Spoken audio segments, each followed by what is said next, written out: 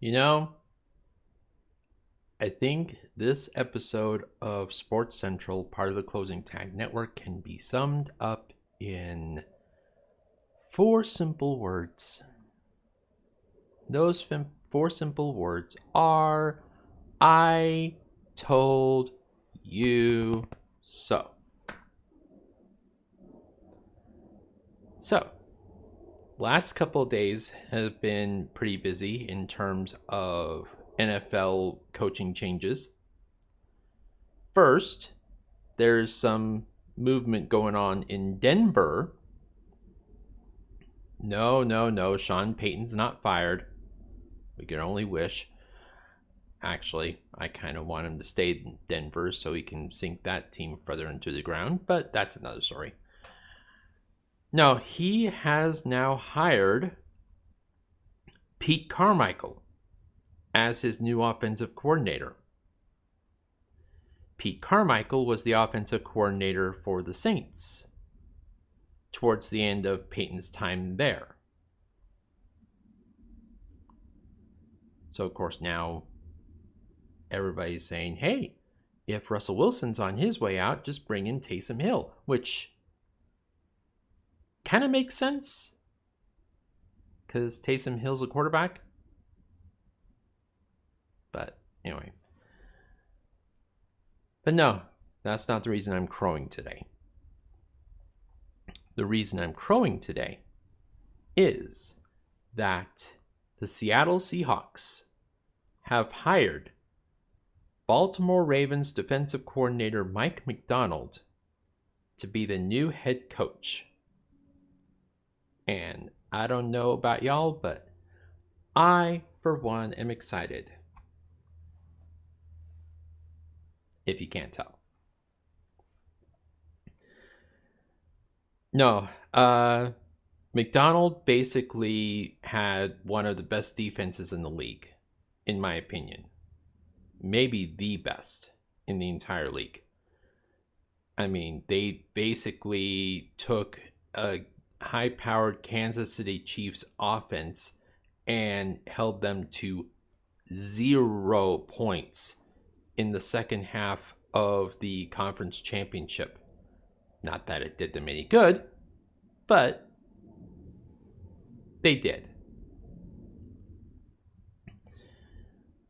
So I'm excited to see what Macdonald can do with a very loaded and very talented Seahawks defense. There are some major league there's some major league potential in that defense. I mean, you got guys like Witherspoon that could potentially be like the next Antonio Cromartie. I mean, easily. Bobby Wagner's already declared that he's coming back. So you have a Pro Bowl veteran linebacker already on your team. So he could essentially transition after next season from one of the linebacker players to maybe the linebacker coach. You never know. Now, what does this mean for the offense? Well, they're going to have to hire someone as the offensive coordinator. Pretty much all the coordinators for Seattle are gone. So they're going to have to start from scratch. And keep in mind, Pete Carroll, who is still with the Seahawks as an advisor, is also a defensive first coach. Keep in mind that that's where he got his start in college before he became the head coach for USC. So, defensive-minded coach first, and then you add in a little bit of offense, ball management, that sort of thing. Keep in mind, the Seahawks' biggest problem besides dogs barking, the Seahawks' biggest problem has always been, their defense, at least for the last couple of years.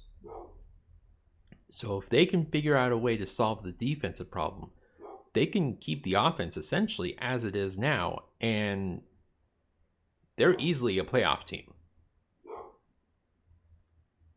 So I'm not worried about the offense. I think this is going to be a great move. I think, I'm excited. It's like I was telling my brother last night. I think that this is the first time in a while that I'm legitimately excited to be a Seahawks fan going into an NFL season.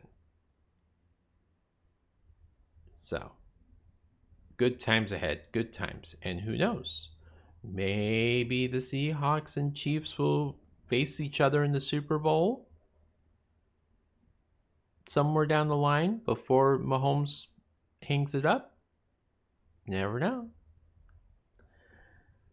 One team that I don't think is going to be making the Super Bowl anytime soon, the Washington Commanders, or as I call them, the Red Command Team. They also have hired their new head coach, and as expected, they have gone with the traditional, lame, predictable, old man hire. No, they didn't hire Bill Belichick. Though that would have been funny. No, they hired Dan Quinn from the Cowboys. Now, to his credit, we talk a lot, we crow a lot about, the Ravens defense and the Chiefs defense and the Lions defense. The Cowboys defense was actually pretty good this year too. And part of that defense was megastar Micah Parsons. Dan Quinn has had a huge hand in developing Parsons and that defense. So, could he potentially, convert that Commanders team to an excellent defense in their own right? Possibly. I mean, they have the cap space, they have the roster space, they have the draft picks, they have a lot going for them.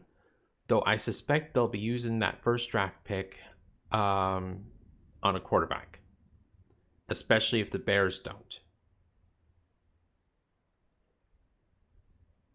So that's something to keep an eye on. But I don't suspect the Commanders are going to do much next year. I just don't see it. Now, could it be a Dan Campbell type of thing where, Quinn takes over and gradually makes the Commanders a legitimate threat? Possibly. But given his track record, because he's been a head coach before, given that he didn't do a very good job in Atlanta, I'm not so sure about Washington. I'm not so sure about Quinn being a head coach in Washington. So it'll be interesting to see how that develops. Now, this officially means that 2 head coaches in particular are now out of a job.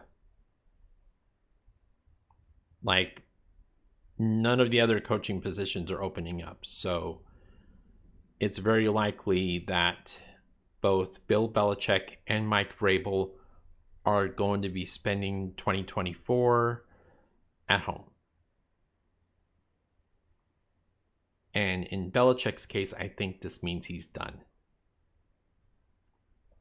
I mean, you see it around the league with guys like Sean McVay, guys like Mike Macdonald, guys like Dan Campbell, guys like Kyle Shanahan.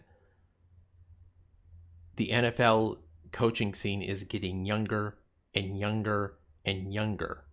I mean, Macdonald is 36 and he's the youngest coach in the entire league right now. So,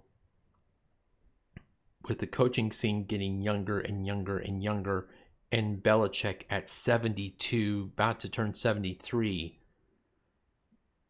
I just don't see where there's a place for him anymore in the NFL. I mean, the two oldest coaches in the entire league from last year are now both gone. Belichick and Pete Carroll. So, yeah, sucks, but hope he enjoyed those 6 Super Bowl rings while he did. As for Vrabel, I think Vrabel lands on as a defensive coordinator. I would not mind seeing Mike Vrabel as the defensive coordinator for the Seahawks. I know I'm getting greedy when I say that, but more, please. More, please. Or he could be the new defensive coordinator for the Cowboys. I don't know. One guy that's not going to be out of a job anytime soon, Tom Brady. Bet you didn't think you'd hear that name today. Tom Brady announced yesterday that he is now going to be a part of the Fox NFL analyst team. He will essentially be taking Greg Olson's job. Greg Olson's not getting fired. He's just getting demoted. So the primary color analyst is going to be Tom Brady. The secondary color analyst is going to be Greg Olson. So it's very likely the next time that Fox is the television station that hosts the Super Bowl. I don't know when that's going to be. I know this year's CBS. I know because my Paramount Plus subscription won't stop reminding me. But the next time Fox hosts the Super Bowl, it's very likely that Tom Brady will be on the call. So Tom Brady will get to go to yet another Super Bowl, as if he doesn't already have enough.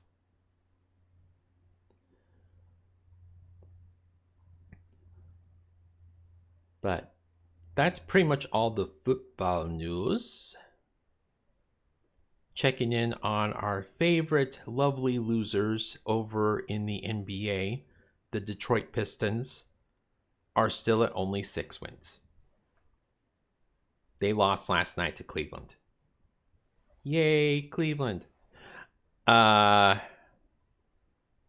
as far as the standings go, the New York Knicks are starting to move up. I honestly thought this year was going to be the year, especially now that Derrick Rose is in Memphis. I honestly thought this was going to be the year that Tom Thibodeau was going to just fall completely off the wagon. Players were going to tune him out. They were going to basically say to hell with this guy, and they were going to, rebel. And of course, Leon Rose or James Dolan was going to basically show him the door. That has not been the case. If anything, he's getting better. Maybe he's learned his lessons from his failures in both Minnesota and Chicago. I don't know. I mean, having OG Anunoby probably helps too. So, all of that said, there's a lot of rumor and speculation you get this every time around this time of year. All-Star games coming up. All the starters have already been announced. By the way, congratulations, LeBron, for making 20 appearances in what I like to call the NBA popularity contest. Yeah. I don't consider the All-Star game to be a measurement of actual excellence anymore. That's reserved for the All-NBA teams at the end of the year. The All-Star game, in my opinion, is nothing more than a popularity contest. The fans proved as such when they kept voting Yao Ming into the starting lineup. Yao Ming, even at one point where he wasn't playing at all. I mean, that kind of tuned me out of the All-Star game altogether. I mean, the coaches typically get the reserves right, but the starters are a complete shit show every single year. And this year's no different because, as I said, LeBron James is now making his 20th appearance in the All-Star game thanks to the fans. I guarantee if it were up to nothing more than the coaches, LeBron would barely make the team. He probably doesn't even want to play in the All-Star game. Have you considered that? I mean, we saw how well him showing out for the in-season tournament has worked out. And of course, as typical, the ESPN puppets, talking heads, are saying that it's time for Darvin Ham to be fired. Of course. I basically called it several weeks ago.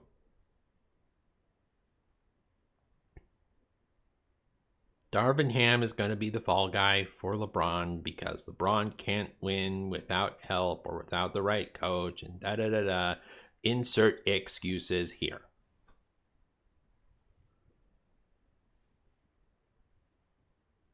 But pretty much the standings out west are pretty much the same. Golden State is still as hopeless as ever.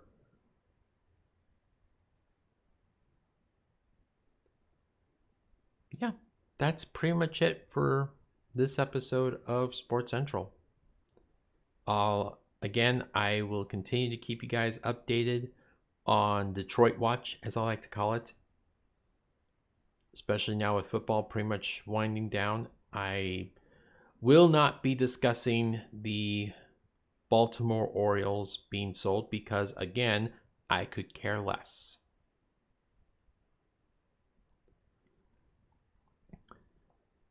And if you want to hear more about, other sports and whatnot, I would not mind inserting a boxing take here or there. I would not mind inserting a hockey take here or there. I would not mind, talking more soccer. But in order to do that, I kind of need a little help from you guys. I kind of need some help with you in terms of, reviews on Spotify.